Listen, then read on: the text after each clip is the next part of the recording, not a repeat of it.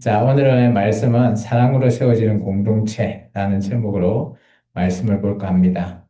계속해서 하나님께서 십계명을 준 이후에 오늘 실제적으로 가나안 땅에 들어갔을 때 어떤 공동체를 세워야 될까라는 내용을 언급하면서 말하고 있죠. 우리 22장의 말씀을 전체 한번 읽고 말씀을 전하겠습니다. 노원숙 전도사님께서 1절에서부터 8절까지입니다. 이라 잡거나 팔면 그는 소 한 마리에 소 다섯 마리로 갚고 양 한 마리에 양 네 마리로 갚을지니라. 도둑이 뚫고 들어오는 것을 보고 그를 쳐 죽이면 피 흘린 데가 없으나 해 부른 후에는 피 흘린 데가 있으리라. 도둑은 반드시 배상할 것이나 배상할 것이 없으면 그 몸을 팔아 그 도둑질한 것을 배상할 것이요 도둑질한 것이 살아 그의 손에 있으면 소나 낙이나 양을 막론하고 갑절을 배상할지니라. 사람이 밭에서나 포도원에서 짐승을 먹이다가 자기 짐승을 놓아 남의 밭에서 먹게 하면 자기 밭은 가장 좋은 것과 자기 포도원은 가장 좋은 것으로 배상할지니라. 불이 나서 가시나무에 댕겨 낯가리나 거두지 못한 곡식이나 밭을 태우면 불러온 자가 반드시 배상할지니라. 사람이 돈이나 물품을 이웃에게 맡겨 지키게 하였다가 그 이웃 집에서 도둑을 맞았는데 그 도둑이 잡히면 갑절을 배상할 것이로 도둑이 잡히지 아니하면 그 집주인이 재판장 앞에 가서 자기가 그 이웃을 물품에 손댄 여부 조사를 받을 것이며. 네, 감사합니다. 우리 신민주 청년이 9절부터 16절까지 봉독하겠습니다. 어떤 이른 물건 즉 소나 낙이나 양이나 의복이나 또는 다른 이른 물건에 대하여 어떤 사람이 이르기를 이것이 그것이라 하면 명편이 재판장 앞에 나아갈 것이요 재판장이 죄 있다고 하는 자가 그 상대편에게 갑절을 배상할지니라. 사람이 낙이나 소나 양이나 다른 짐승을 이웃에게 맡겨 지키게 하였다가 죽거나 상하거나 끌려가도 본 사람이 없으면 두 사람 사이에 맡은 자가 이웃의 것에 손을 대지 아니하였다고 여호와께 맹세할 것이요 그 임자는 그대로 믿을 것이며 그 사람은 배상하지 아니하려니와 만일 자기에게서 도둑맞았으면 그 임자에게 배상할 것이며 만일 찢겼으면 그것을 가져다가 증언할 것이요 그 찢긴 것에 대하여 배상하지 아니할지니라. 만일 이웃에게 빌려온 것이 그 임자가 함께 있지 아니할 때 상하거나 죽으면 반드시 배상하려니와 그 임자가 그것과 함께 있었으면 배상하지 아니할지니라. 만일 새 낸 것이면 새로 족하니라. 사람이 약혼하지 아니한 처녀를 깨어 동침하였으면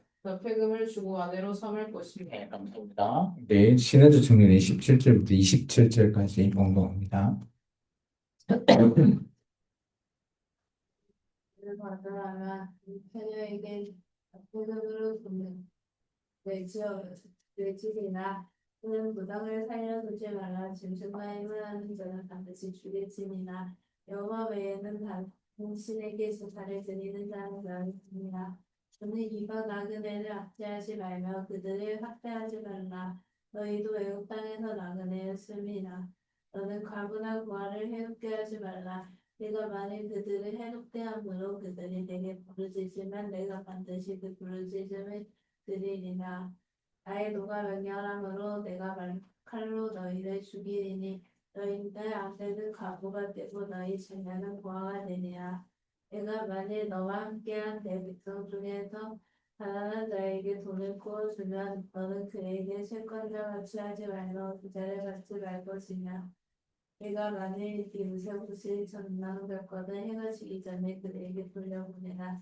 이것이 유일한 옷이나 이것이 그의 몸을 가릴 옷인즉 그가 무엇을 입고 자겠느냐. 그가 내게 부르짖으면 내가 들으리니 나는 자비로운 자임이니라. 네, 감사합니다. 마지막 시간 있겠습니다. 너는 재판장을 모독하지 말며 백성의 지도자를 저주하지 말지니라. 너는 내가 추산 것과 내가 짜낸 즙을 바치기를 더디하지 말지며 내 처음 난 아들들을 내게 줄지며 너 내 소와 양도 그와 같이 하되 이래 동안 어미와 함께 있게 하다가 여덟 해 만에 내게 줄지니라. 너희는 내게 거룩한 사람이 될지니 들에서 짐승에게 찢긴 동물의 고기를 먹지 말고 그것을 개에게 던질지니라. 아멘. 오늘 말씀의 제목은 사랑으로 세워지는 공동체입니다. 하나님께서 공의와 정의, 지난 시간에 하나님의 정의로 세운 공동체, 어떤 공동체인가? 계속해서 이어서 오늘 그 공동체는 사랑으로 세워져야 된다라고 생각합니다. 사람은 혼자가 아니라 함께 살아가도록 지음을 받았죠. 물론 뭐 혼자 사는 것도 나쁘진 않지만 혼자서 모든 것을 할 수가 없기 때문이죠. 함께 한다는 것은 단순히 뭐 우리가 함께 공간에서 이렇게 있는 것, 이것이 전부가 아니죠. 서로 간의 이 삶을 그저 존중하고 지켜주는 그런 의미도 담겨져 있습니다. 출애굽기 22장은 이스라엘 백성이 광야에서 공동체를 오늘 이루어 나갈 때, 그리고 가나안 땅에 들어갔을 때 하나님께서 주시는 삶의 지침서입니다. 이 말씀은 단순한 법률 조항이 아니라 사람을 세우는, 그게 어떻게 세워야 하는가에 대한 그런 내용을 보여주는 거죠. 현실을 얘기하고 있습니다. 우리는 종종 뭐 사랑이라고 하면 감정으로만 느낄 수 있지만, 하지만 성경은 사랑을 그냥 감정으로 끝나는 게 아니라 행동으로 보여주는 것을 얘기하고 있습니다. 힘없는 자를 보호하고 잘못했을 때 또 책임도 져주고요. 하나님을 경외하는 삶을 통해서 사랑을 구체적으로 우리가 행동하면서 보여줘야 된다라는 것이 성경에서 말하고 있는 것입니다. 사랑이 없는 공동체는 결국 무너지겠죠. 사랑은 어떻게 보면 공동체 중에 정말 중요한 중심이 되고 그 공동체가 흔들리지 않게 해주는 존재일 거라고 생각합니다. 한번 상상해 봅시다. 나그네가 따뜻한 밥 한 그릇을 얻고 또 과부가 눈물 대신 웃음을 되찾고 고아가 외로움 대신 그죠? 함께 누울 수 있는 그런 곳이 있는 공동체. 그런 공동체는 그죠? 얼마나 사랑스러워 보이지 않겠습니까? 그것이 바로 사랑입니다. 하나님과 함께하는 그런 하나님의 사랑을 나누는 공동체. 그런 공동체가 아마 하나님께서 원하시는 공동체가 아닐까 생각되어집니다. 현재 우리가 살아가는 세상은 너무 각박합니다. 그죠? 세상은 경쟁으로 치열하고요. 또 약자는 쉽게 소외됩니다. 강한 자만 살아남는다라는 인식을 갖고 있죠. 그런데 출애굽기 22장은 그렇지 않아요. 오히려 그죠? 하나님께서 그들을 보호하라. 또 그들을 사랑으로 다스려라라고 얘기하고 있습니다. 이 질문 앞에서 우리는 잠시 생각해야 됩니다. 하나님이 진정 원하는 공동체, 그런 공동체가 어떤 모습일까라는 것이죠. 사랑은 바로 공동체를 세우는 기초가 되어야 된다라고 생각합니다. 그것이 하나님 나라를 드러내는 힘이 될 줄 믿습니다. 오늘 그러면 우리 출애굽기 22장을 통해서 어떻게 사랑으로 세워지는지, 그게 공동체가 어떤 모습인지를 한번 말씀을 통해 살펴볼까 합니다. 먼저 출애굽기 22장 21절의 말씀을 같이 먼저 한번 읽어볼까요? 21절의 말씀입니다. 너는 이방 나그네를 압제하지 말며 그들을 학대하지 말라. 너희도 애굽 땅에서 나그네였음이라. 하나님은 공동체 안에서 가장 연약한 자를 향해서 성경에서 보면 관심을 많이 가져요. 예수님도 마찬가지입니다. 고아, 가부, 뭐, 이 약한 사람, 이런 사람들을 예수님도 치료해 주시고 돌봐주시는 그런 부분을 우리가 성경을 통해서 많이 볼 수 있습니다.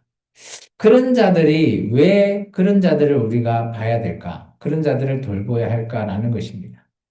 그들의 눈물, 그들의 신음, 이런 것이 하나님 입장에서 쉽게 잊혀지지 않고요. 하나님의 관심이 되기 때문입니다. 오히려 그들의 부르짖음을 들으시고 하나님께서는 일을 계획하시고 또 응답하시고 약속하신다라는 겁니다. 사람으로 세우는 공동체는 힘 있는 자가, 그죠? 이 세우는 그런 공동체가 아니라는 것입니다.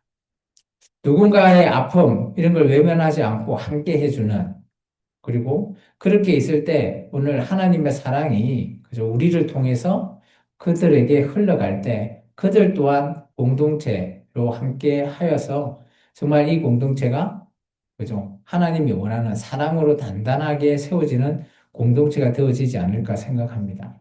성경은 일관되게 약자를 향한 하나님의 마음을 보여줍니다. 신명기서 10장 18절에 보시면 고아와 과부를 위하여 정의를 행하시며 나그네를 사랑하며 그에게 떡과 옷을 주신다라고 얘기합니다.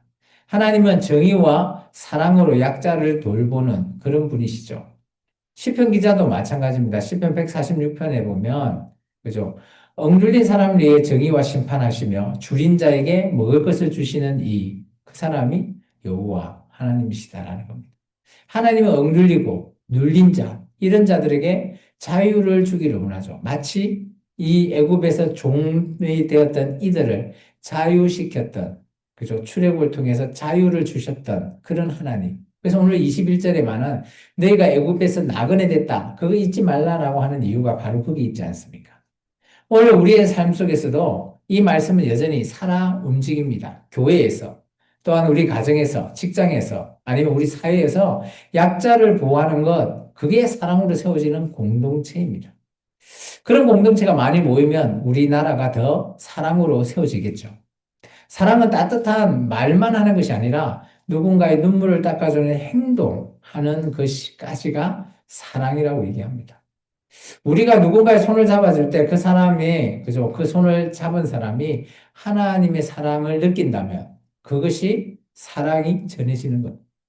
사랑으로 세워지는 공동체는 힘없는 자가, 그리고 약한 자가, 그리고 피해를 본 그런 자들이, 그죠? 바로 설 수 있게 만들어주는 공동체. 그것이 바로 사랑이라고 저는 생각합니다. 근데 오늘 우리 사회를 되돌아보시면, 그죠? 그렇게 억울한 자들이, 그죠? 다시 회복되는 그런 경우가 많지 않아요. 그렇다고 없는 것은 아니죠. 많지 않다라는 겁니다. 지금도 억울해하고, 지금도, 그죠? 누군가에게, 그죠? 갑질을 당하고 있고, 누군가에게, 그죠? 뭐, 눌려져 있고, 뭐 그런 사람들이 너무 많습니다. 이처럼 약자를 보호하고, 그런 것이 하나님께서 첫 번째 공동체가 바로 서야 될 기둥이지 않나라고 생각되어집니다. 두 번째는 같이 생활을 하면서 문제가 발생했을 때 내용입니다. 그 얘가 이제 여기는 이제 소나 이런 걸 키우니까 그거에 대한 배상의 문제를 이렇게 얘기하고 있어요. 1절의 말씀 한번 볼까요? 22장 1절입니다. 사람이 소나 양을 도둑질하여 잡거나 팔면 그는 소 한 마리에 소 다섯 마리를 갚고 양 한 마리에 양 네 마리로 갚을지니라. 이것은 배상하는 것. 이 안에는 뭐가 있는가 하면 정직, 그리고 책임이 있는 거예요. 내가 배상을 한다는 것은 거기에 대한 책임을 지겠다. 그리고 내 마음을 정직하게, 그래, 내가 5배, 4배, 뭐 이렇게 몇 배를 내겠다. 라고 하는 것을 말하고 있는 겁니다. 사람이 잘못했을 때 반드시 책임을 지고 배상하라고 하는 말씀입니다. 그죠? 근데 우리 사회 잘 봐보십시오.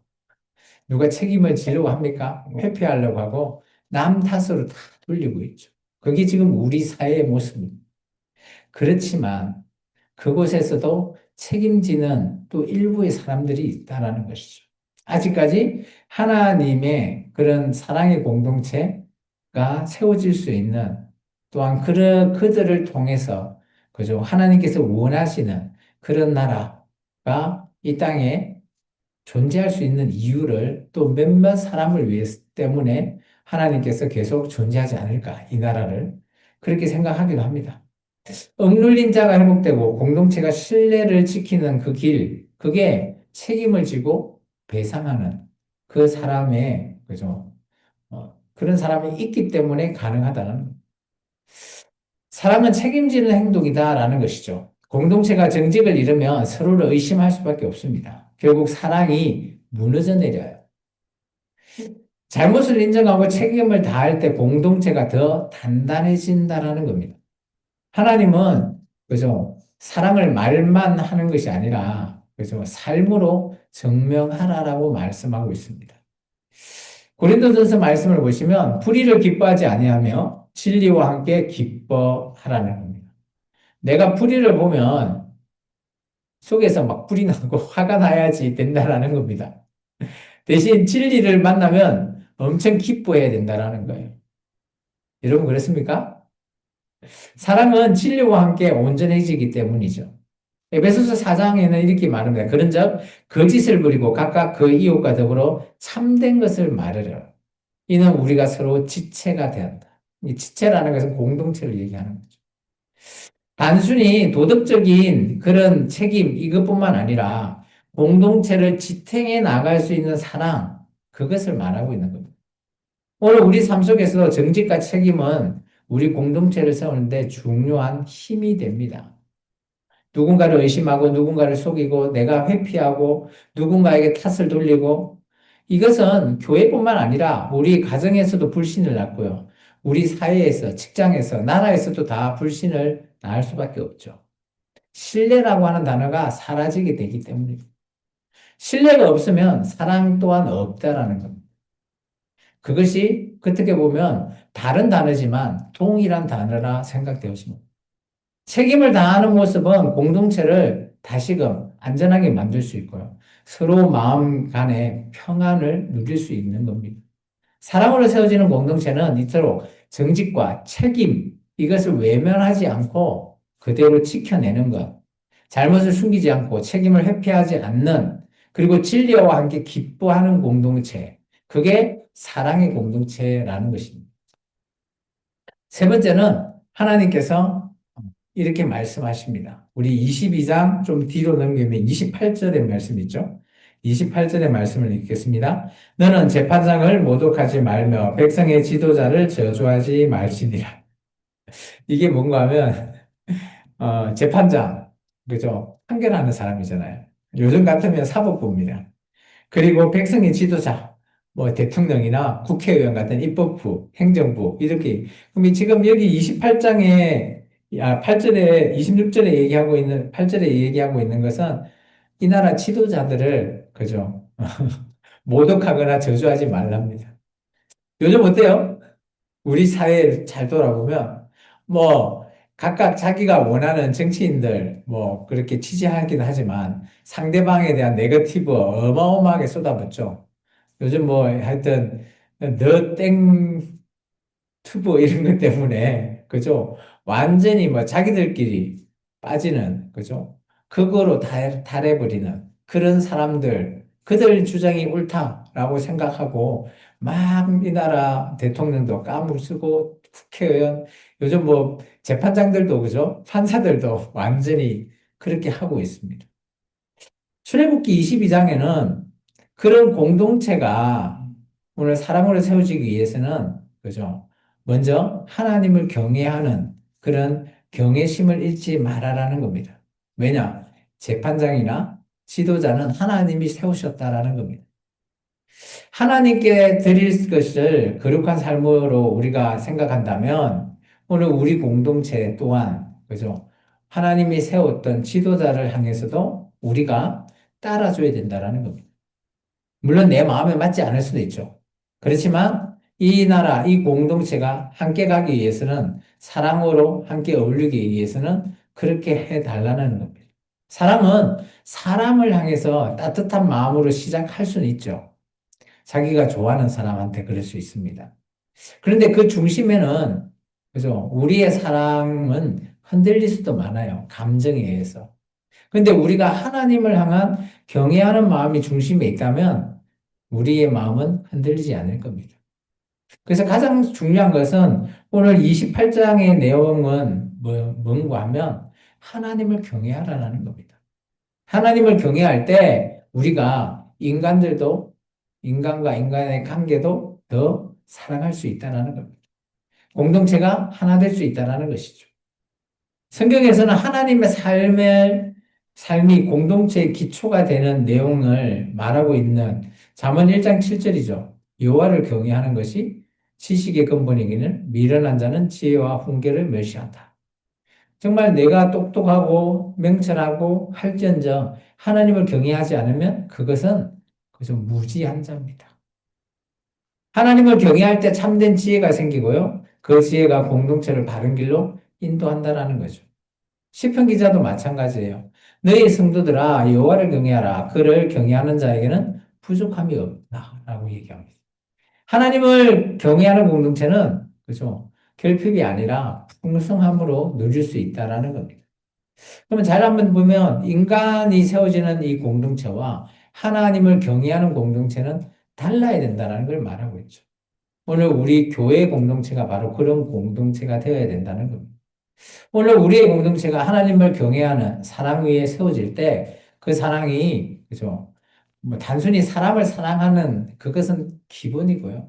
하나님 앞에 들어지는 그런 헌신이 있을 때 우리가 사람을 사랑 더 할 수 있다라는 겁니다. 오히려 하나님을 사랑하기 때문에 우리의 이웃, 우리의 사람을 더 사랑할 수 있다라는 걸 말하고 있습니다. 사랑으로 세워지는 공동체는 바로 하나님을 경외함이 먼저라는 것입니다. 오늘 세 가지 제가 말씀했습니다. 출애굽기 22장을 통해서 오늘 공동체가 세워져야 되는 내용들을 말했죠. 오늘 우리가 살아가는 이유도 마찬가지입니다. 우리가 어떻게 살아가야 할까? 그런 내용들, 공동체가 무너지면 안 되는 이유. 근데 무너질 수밖에 없는 이유를 자세히 보면 사랑이 없다라는 겁니다. 정말 중요한 것은 사랑이라고 하는 이것이 빠져버리면 그 공동체는 존재할 수 없다라는 거예요. 자기의, 그죠? 이익만, 또 자기가 원하는 것이 없으면 자기에게는 아무 존재의 이유가 없기 때문이죠.